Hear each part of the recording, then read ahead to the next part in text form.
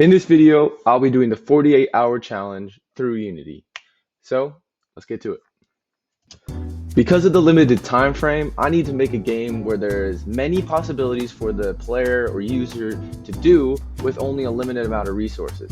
Many hours experimenting and building new things, and for them to explore the world that I will make.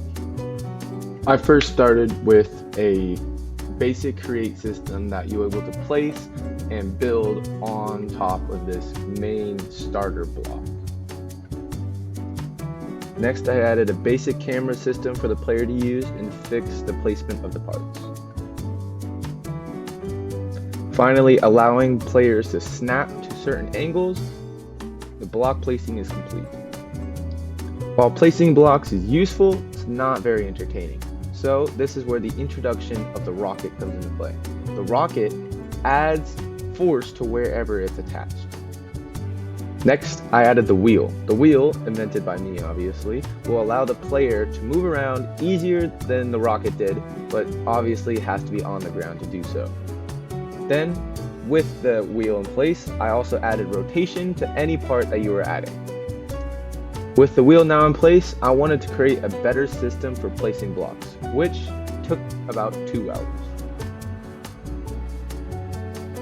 2 hours and many headaches later, I added a UI system where you can add, see, and select different objects and categories of blocks and parts that you have.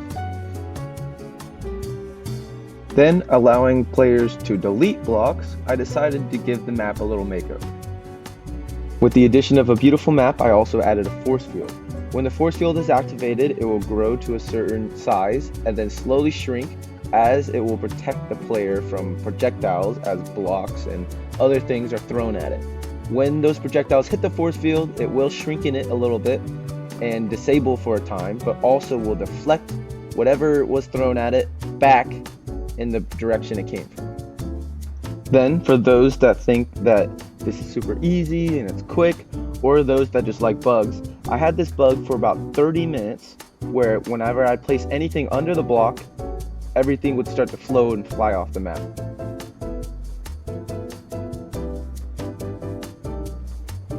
To put these parts to use, I also added an enemy who will be able to use the parts just like the player in order to win and kill the player, obviously. Then, I added the most important part in the game, a projectile shooter. Whenever the player clicks the mouse, it will shoot a projectile that the creator has made. This will allow many different combinations and tactics of what you should shoot. Well, even though it's broken right now, you get the idea I'm trying to go for. With that added, I also wanted to implement two other things.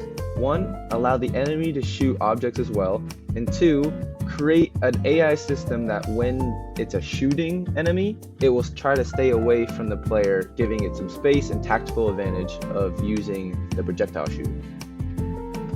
Finally, while I make sure that the projectiles disappear over time, I also like to say, even though that this has been a very long and very headache-inducing project, that I also had a lot of fun doing it, and I hope that you guys would like to see a part 2 when I finish it, add sounds, effects, a title for the game, and all the other things that the game needs. And I hope that you enjoyed. Thanks for watching.